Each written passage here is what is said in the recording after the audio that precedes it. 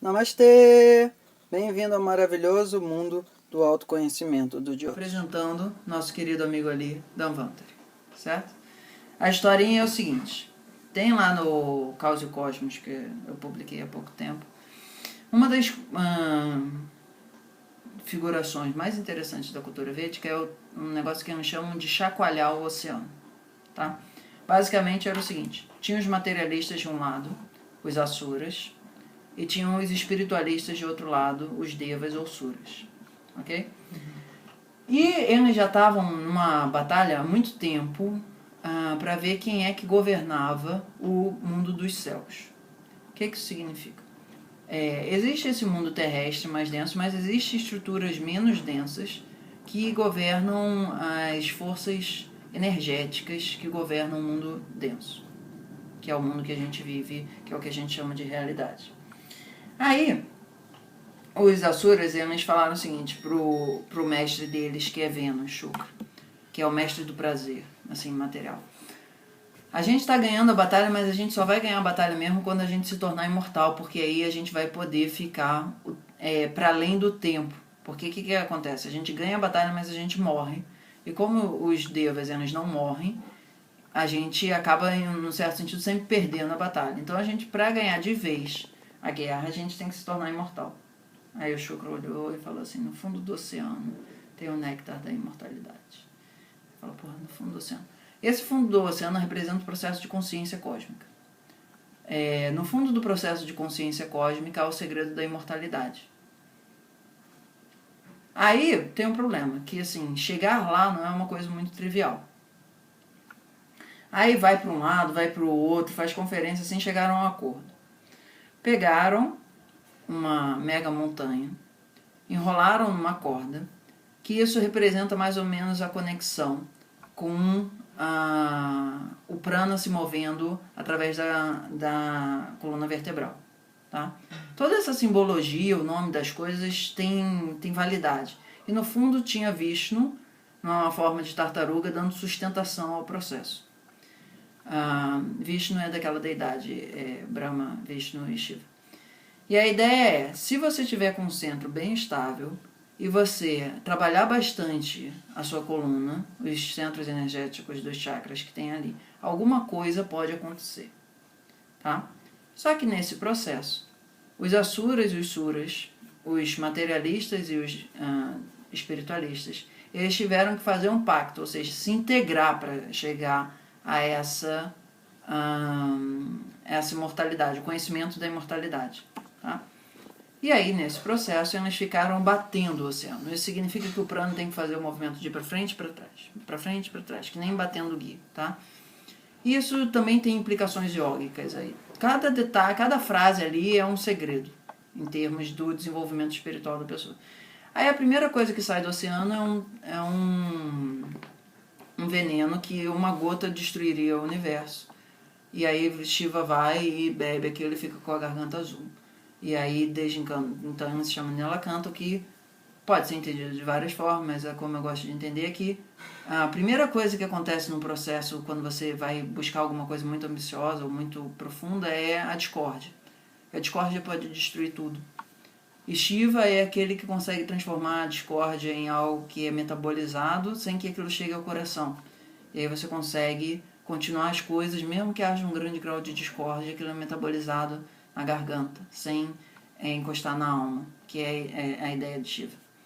Bom, aí sai Lakshmi, sai um monte de coisa lá de dentro, depois se quiser pesquisar sobre isso, tranquilo. Mas o nome desse... como é que é o nome? Samur... Não tem aqui escrito, mas é bater o oceano, tá? Aí, bom, nesse momento, aí tem essas imagenzinhas, que é, do lado a cabeça de uma cobra gigante, do lado o rabo, tá? Aí do lado da cabeça estão os materialistas, do lado da cauda estão os espiritualistas. E aí os espiritualistas meio que falaram assim, vamos pegar a cabeça. Aí os materialistas, não, a gente não vai ficar com a cauda. Aí eles pegaram a cabeça e a cobra fica soltando veneno neles no processo. Então mostra que quando você é muito ambicioso na matéria, você acaba levando ferroada do mundo, etc. E tal. Aí o capitão desses caras, dos materialistas, ainda não se chamava Arahu e Ketu, era um nome lá com T, que eu não me lembro agora. Ele estava comandando o time dos materialistas. Aí sai um monte de coisa e no final sai o nosso amigo Dhanvantari, que é uma manifestação de Vishnu, com o pote da imortalidade. Todo meio lá chapadão, assim, tranquilão, etc. e tal. Aí na hora que o Vishnu sai do oceano na forma de Dhanvantari, que é o mantra que a gente canta, né? Namami Dhanvantari Devam, que está junto dos devas. Sura Surai Vandita Pada Padman, que estava ali no meio da luta entre os suras e os asuras. Loke Jararuk Vayamrut Nashanam, aquele que traz na mão um pote de Amrut, o néctar da imortalidade. Tataramishan Vividarshadinam, traz esse conhecimento que sustenta a humanidade, que dá vida, que dá saúde. Tá? Então esse é mais ou menos o significado desse mantra. Bom, aí sai ele, o Dhanvantari meio que lá, chapadão, e a galera começa a correr para pegar o Amrut. Porque era a finalidade dessa coisa toda. Aí meio que quando os asuras sempre são mais fortes e mais rápidos, porque eles são atléticos, eles gostam de ficar Schwarzenegger, tá? Quando eles chegam perto para pegar o néctar, aí Vishnu aparece com uma nova forma que é de Mohini, que é aquela que é muito encantadora, aquela que não dá para você não ficar encantado, tá? E aí os asuras, eles são muito materialistas, muito sexualizados, em um certo sentido, e eles ficam babando Mohini, e Mohini fica, vamos fazer assim, vocês ficam de um lado e eles ficam do outro, eu vou dar para todo mundo o néctar. E aí eles ficam, não sei o quê. E nessa hora, o cara que ainda não era Arahu e Ketu, que tem um nome lá com T, não lembro, ele percebe que tem alguma coisa esquisita acontecendo, não era pra estar assim. Aí ele se fantasia e ele vai pro lado dos devas, e ele fica entre o Sol e o Lua, entre Surya e Chandra. E aí todos os asuras estão recebendo um néctar falso. Sobre por que o divino faz isso ou não já é uma outra questão ontológica, mas o fato é que o Rahu, o único que percebeu as coisas, foi lá e sentou entre o Sol e o Lua. Aí na hora que estava dando essa, digamos assim, a dose para cada um deles, o Rahu, quando está recebendo o néctar de Vishnu, ainda não era Rahu, o Sol olha para ele e fala, o que é esse cara que está fazendo aqui? Aí ele avisa, Vishnu, ferrou, cara, se esse cara receber esse néctar, vai babar tudo. Aí nessa hora o Vishnu pega o chakra dele, que sempre aparece com um dedinho com um negócio rodando assim, e larga esse disco, que é o disco da visão verdadeira, e corta a cabeça desse asura, que é o extremo da ambição. E a cabeça fica imortal, porque o néctar já tinha encostado, mas o corpo morre. Tá? Aí a cabeça sai voando e fala assim, eu vou me vingar de vocês dois, que é o Chandra e o Surya. Tá?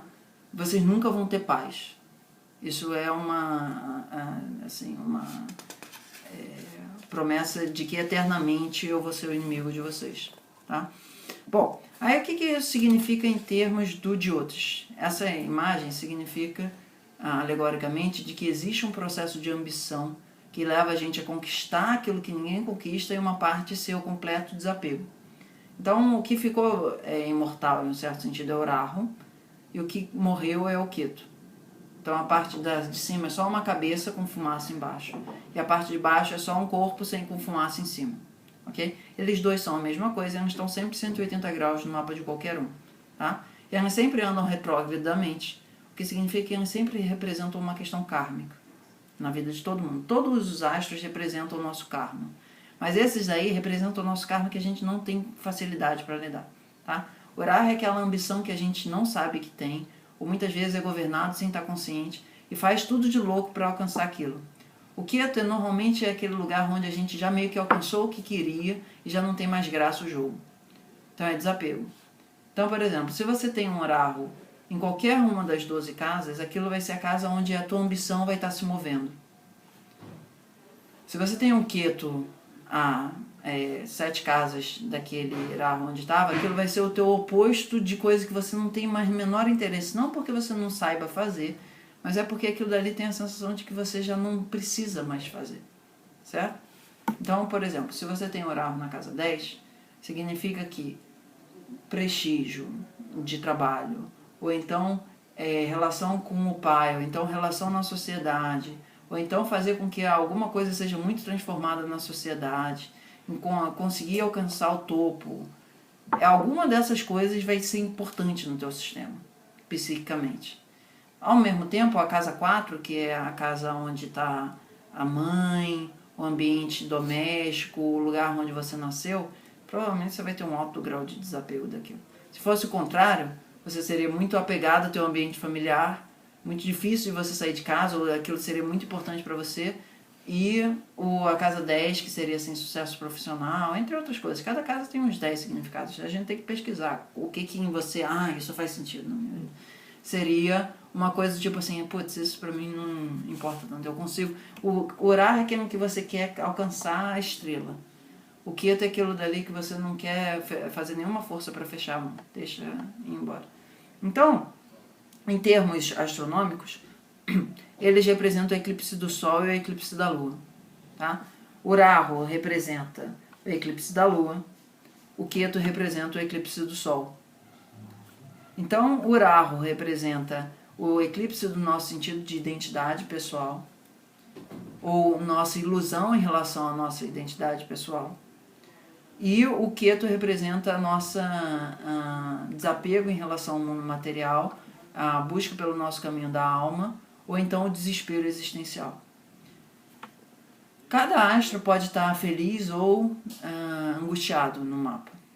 E aí, dependendo se o Rahu está feliz, ele vai fazer com que a pessoa tenha cada vez mais características de sagacidade, perspicácia, etc. Se ele está agitado, a pessoa vai ter uma tendência a loucura, ilusão, fantasia, mas no sentido pejorativo da coisa. Por exemplo, o Steven Spielberg é um cara com um Rahu muito potente, só que em certo sentido feliz. Consegue criar ET, isso, Indiana Jones, etc. e tal. Uma pessoa com um Rahu instável é um potencial suicida, uma pessoa que tem uma dificuldade muito grande de encarar o mundo, no sentido de que ele vê as coisas de uma forma e ninguém mais vê dessa forma. O Ketu pode ser tanto um autismo, num nível assim difícil de lidar, não que o autismo necessariamente seja ruim, mas pra gente, pro que está externo ao autismo, é um negócio difícil de lidar, via de regra. E o Ketu também pode ser o extremo pesquisador, aquele cara que se dedica muito a chegar ao que é oculto de algo e passa a vida dedicada a descobrir o que aquela bactéria faz. Assim. Então, é um desapego do mundo material também, mas acaba sendo direcionado para um conhecimento intelectual. Então, o Rahu e o Ketu, esse eixo, Rahu-Ketu, ele é um dos pontos mais instáveis do mapa de qualquer um, tá? Por definição, porque é uma relação muito intensa. Num ponto tem uma área de alta pressão atmosférica e tem um outro lado que tem baixa pressão atmosférica. Então isso gera um vento muito forte na vida da pessoa. Isso faz com que aquele eixo de casas seja muito ativo na vida de uma pessoa. Natalmente, onde ele está passando também isso é relevante. Por exemplo, hoje e amanhã a gente está numa conjunção de Rahu com Júpiter. Isso vai acontecer daqui de novo há bastante tempo. Que o Rahu e o Júpiter estão um em cima do outro. Isso faz com que a busca da pressão por uma vida espiritual ou qualquer coisa assim, a ambição pela espiritualidade, fique mais evidente na vida de todo mundo. Aí, dependendo de onde é a casa que está, se está na casa 1, 2, 3, 12, que seja, esse sentido vai se procurar aparecer em algum lugar da vida. Mas o Rahu, ele é como se fosse uma super explosão em qualquer lugar que ele esteja, em qualquer combinação que ele esteja, uma supernova. O Ketu é a tendência ao zero, a tendência a ficar parado, a tendência a desaparecer da matéria. Bom, isso é uma visão geral de Rahu e Ketu, como uma coisa só. Não sou eu quem me navega é o mar.